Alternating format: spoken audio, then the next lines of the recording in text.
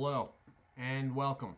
I am the Suit&Tie Dip&ChewGuy, and this is the number 9 review of series number 10. Series number 10 is non-premium pouches. And as you just saw, it will be another Longhorn product, the final Longhorn product, and that is Longhorn Wintergreen pouches. So let's take a look at the packaging. So you have a sturdy bronze-ish colored plastic lid with the stow and throw catch lid, which is a catch lid for used pouches. All right. Makes the overall can lid pretty darn good. The back is a pliable, sturdy black plastic can. Nothing brittle about it. Also good. Everything is pretty self-explanatory on the lid. The side banding has a shortened warning label and 3 brandings, plus the red and canary yellow box that has the website, and I believe they say they have coupons and more. Yes, they do. So that is longhornsnuff.com. Okay? Since they have all the branding on the side because the way the stuff's getting slotted, they have put the barcode and manufacturer's information on the back on a sticker. So you got the flavor and the fact that it's 15 pouches up top with a number and letter code of 4 and 4. You're looking at the first 4. In this case, it is B059. The B is for February, 05 is February 5th, and the 9 is for 2019. So this is 8 days past its Best Buy date. That said, I ordered this in well before that.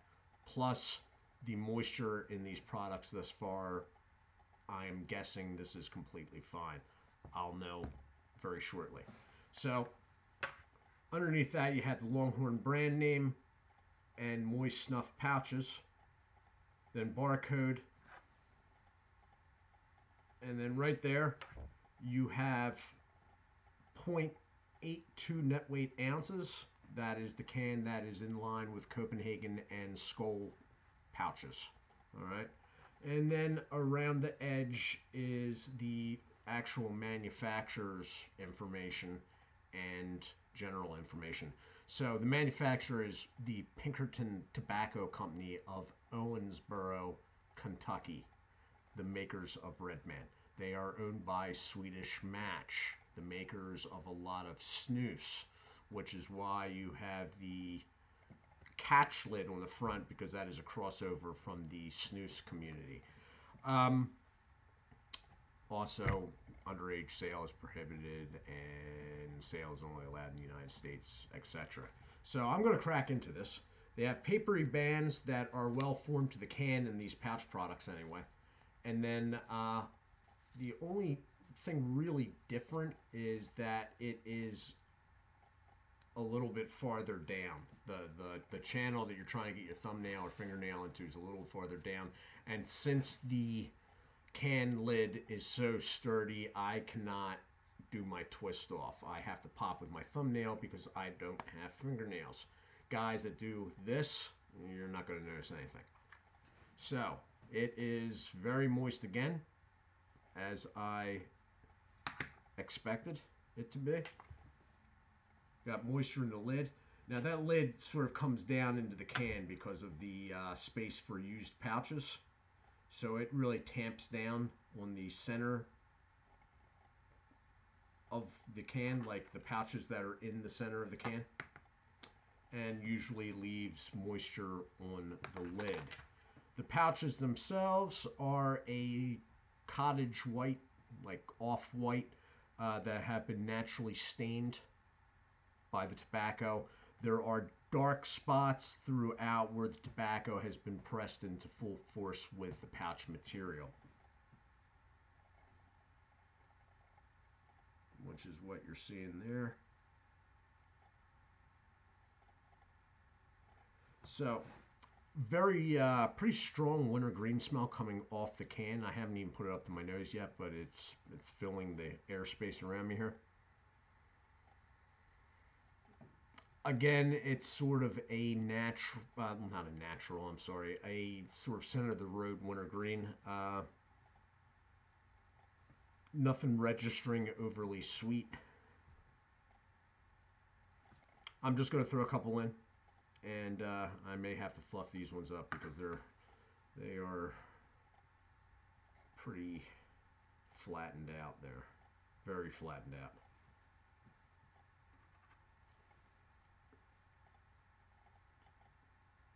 Very moist. All right. Gonna hit the pause button and then I'll be back in a moment.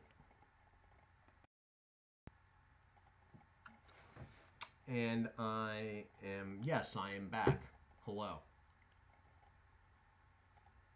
Get that around the side. Okay, it's a very no risks taken wintergreen. It's right down the center. The wintergreen itself, the flavor, isn't that bad. It's all right. There is very little burn. In fact, there is no burn, which it's... Now, usually that's fine by me because that's the reason I don't like wintergreen. That wintergreen burn that some people love, wintergreen guys look for, just registers with me as discomfort. That said, this one, it's almost non-existent. It's a little bit too absent, if that makes any sense. I think there's wintergreen. I'm really on my last legs here, guys. I'm sorry. There's nicotine in it, but it's not high. It juices up. I am running a little dry due to the heat that I've had to run over the last couple days here. The packaging's good, okay? And there's nothing really wrong with the product. My two big complaints with Longhorn are, when it's in long cut, is the lid, which is absolutely horrible because you can take two sides of the lid and taco it and make it touch itself. With these lids,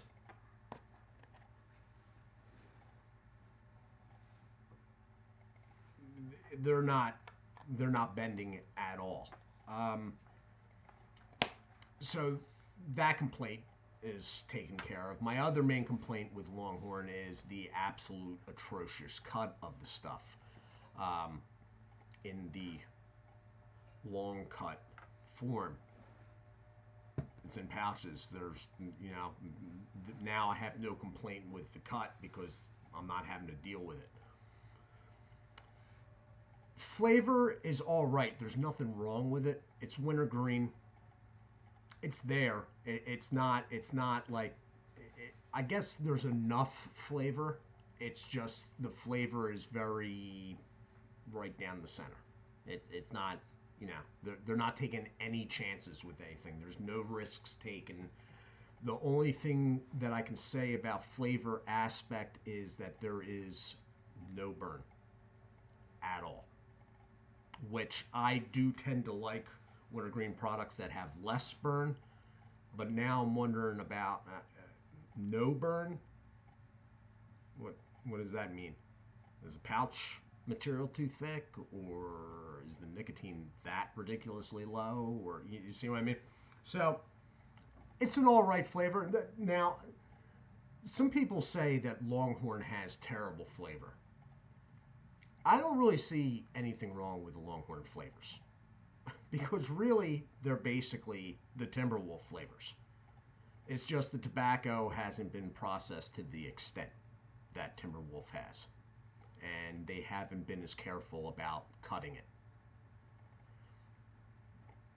I'm sure if I got a Timberwolf wintergreen pouch and put it on the other side, I'm sure there would be no difference from side to side flavor-wise. The differences come out when you start using the long cut variants of both.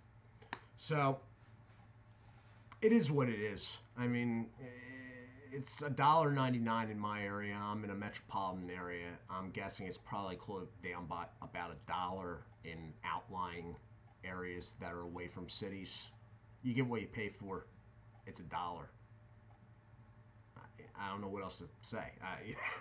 It's $1, and it's way, way better than kayak. Okay, and it's there's nothing sketchy about it. It's there's nothing like I don't know about that smell. There's nothing like that going on. It's safe. It's by a fairly reputable company. It's just their bottom tier product, and you know, the only thing that's ever come from Pinkerton that I sort of was like, was one or two of the Redman dips. Okay. So if you're a wintergreen guy and you know you want to switch it up a little bit, or you like the can and it's 99 cents, I'd give it a try, but don't expect anything like, whoa, wow, that's really, it's just not happening. If you want something like that, that is different than the wintergreen, what is the Longhorn one, Chill? Or was that the Timberwolf one? Those are a little different because it's wintergreen, but they've added menthol on it. But this, it's just plain Jane wintergreen with low nicotine. Flavor's all right. Pouch material's all right. Comes moist enough. Can's great. For an all-plastic can, the can is good. But it's a bottom-tier product from Pinkerton Tobacco Company. So, this has been the review of Longhorn Wintergreen pouches. Not the greatest thing to come down the block, but Lord knows it's not the worst either. All right. There's been no new subscribers, so I have no one to say hello or thank. Well, at the time of this recording, I'll probably find somebody else as soon as I try to upload. I will be doing, after I have to do a little more research, because there's a couple aspects of the next product that I'm a little bit thrown off by. The next product that is coming before the chew break is Renegades. And there's a couple aspects of Renegades that I didn't expect, and I gotta look into them. And then there will be a chew break with a couple of chews, a standalone product, and probably news too. So, that said, do check out Berg's Dip Reviews, Winnington Outdoors, Dirty Pat Walsh, Wayside Lee 83, Real Talk Studios, No Bluff Buff, and snoozefreak.com here on YouTube. All right, guys, I do hope everyone is well. Do take care of yourselves, and God bless.